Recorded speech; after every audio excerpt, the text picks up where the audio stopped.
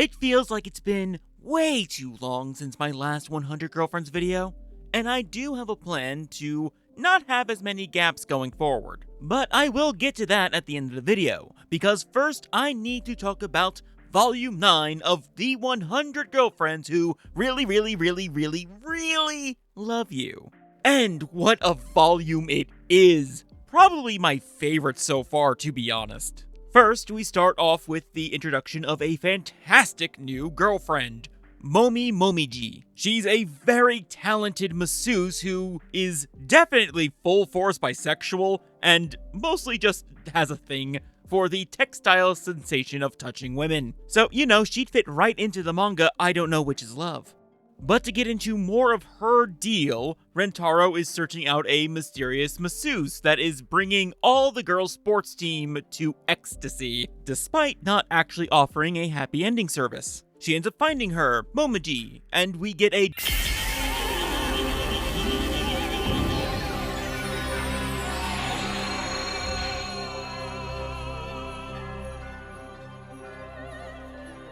And as thanks for helping her carry the girls' tennis club to their club room, Momiji, offers to give Rentaro a massage. And I won't continue referring to Momiji like that for the rest of the video. Anyway, thanks to the just about everything about him, Rentaro's muscles are like a sheet of metal from the stress he puts his body under by being the bestest boy there ever was. Though speaking of that, he forces his body to get into that exact state 3 days in a row for the sole purpose of helping Momiji practice her technique. And you might be asking, how on earth does he put his body under that much stress in so short of a time frame that he can end up having the steel body of Astro Boy? Well, it's simple. He assists Nozawa in drawing the manga that he currently exists in. And I spent 5 solid minutes doubled over in laughter. But yes, in one of the most meta moments that I've seen in quite a while, Rentaro goes to Nozawa's house in order to help draw the manga, as working on a weekly manga series with such an amazingly large cast, and at such amazing quality, is incredibly stressful. And while that is basically paraphrasing what is written in the manga, that is a sentiment I wholeheartedly have myself. Having to draw a chapter every week at the highest quality, and with so many unique designs, is a feat that I can't properly fathom. Manga artists deserve so much respect. They are crunch-timed into oblivion so often, and the chapter even caps off with the girls that preceded Momiji holding up a thank you sign for Nozawa, drawn by series writer Rikito Nakamura. It is so sweet, and I also want to take this chance to thank both Nozawa and Nakamura for creating such an amazing manga that we all can enjoy. And then the following chapter is, of course, Momiji's introduction to the whole Rentaro family, where she obviously massages everyone, mostly to Iko's chagrin, and as thanks, she's allowed to feel all of them up. And God, I wish this were me. And quite frankly, I think I speak for everyone on that. Also, these 2 panels. I honestly have nothing to say about them, I just think they're great. The next chapter absolutely blew my mind because McDonald's actually exists in this universe. Truly, this manga has everything. Though I will say that it is a bit of a missed opportunity because it could have lampshaded American drug PSAs in the 1990s. Granted, that's me speaking as an American, so it would probably just not make sense for a Japanese audience, so I guess not so much a missed opportunity, just me bitching.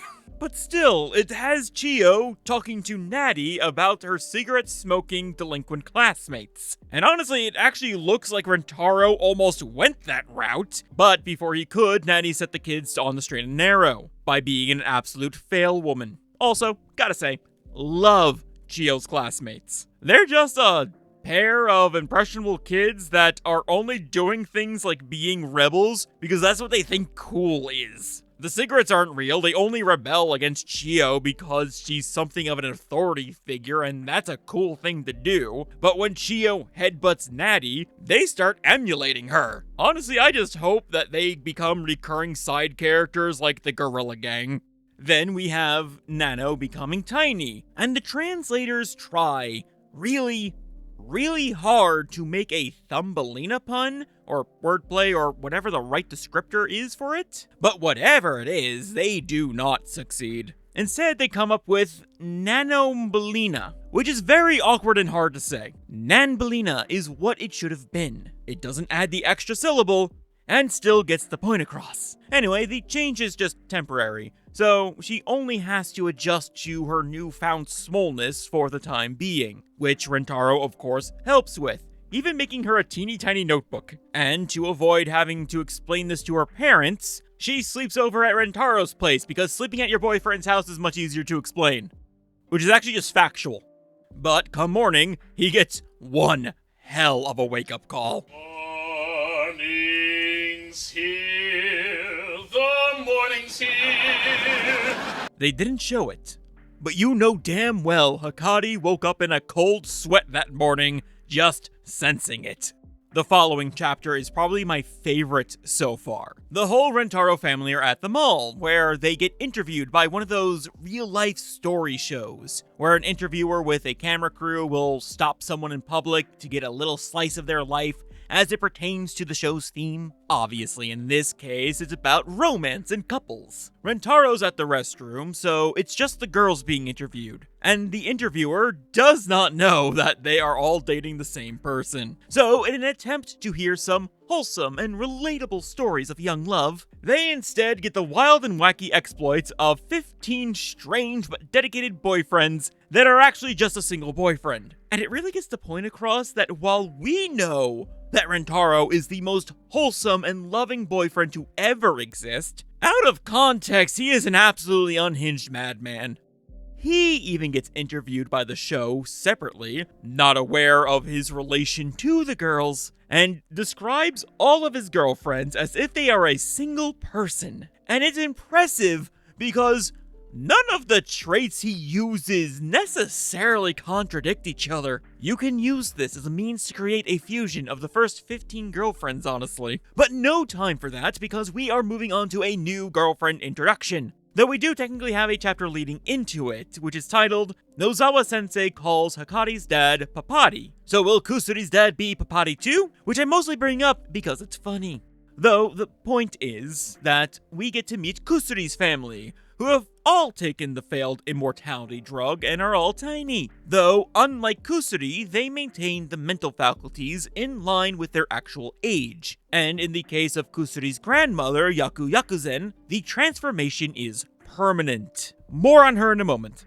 We actually get a little don't with Kusuri's mom, who is a very chill woman. However, Kusuri's father is very not chill. He has the normal parent reaction of wanting to turn Rentaro into a pretzel for dating 15 girls including his daughter. However, after Rentaro helps thwart an assassination/abduction attempt, the father begrudgingly accepts him. But now onto what you actually want me to talk about. Yaku is another one of Rentaro's soulmates. Yes, his fifth girlfriend's 89-year-old World War II veteran grandmother is joining the family. And honestly, I love this character so much. She acts so much like a shrewd and worldly old woman because she is, which is extra highlighted by her young appearance. With old-timey expressions, a complete lack of technological knowledge, and an absolutely amazing array of facial expressions. Subtle though they are, she is quickly one of my favorite characters. Also, I barely registered Bad Boy Rentaro because I am incapable of handling secondhand embarrassment. It's very nice to have an actually mature character in the cast, despite her appearance. The way that she acts is fundamentally mature, and I think that was sorely lacking. Hari and Natty are only in their 20s and still act very childish, which is fine, never let go of your inner child. But for the sake of rounding out the cast, we needed someone with real experience in the cast. And right now, Yaku is fulfilling that role. Hopefully one day we can get another character that fills a similar niche while still being a MILF.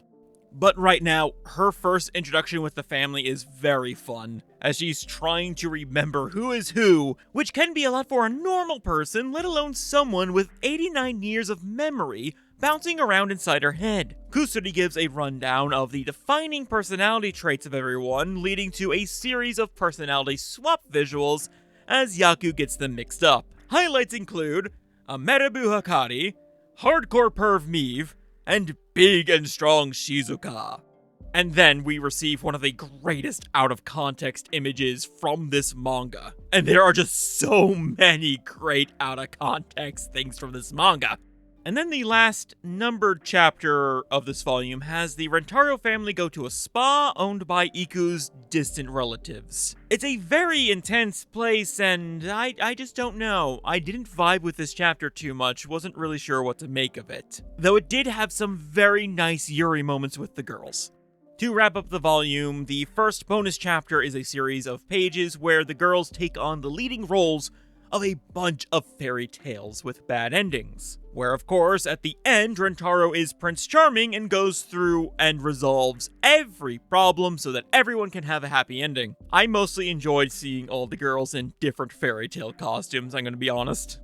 And then we end the volume with the origin story of Momi Momiji. She always enjoyed soft things, but it became an obsession in her youth with a faithful encounter with none other than the Hanazonos at a bouncy castle. Little Momi actually got a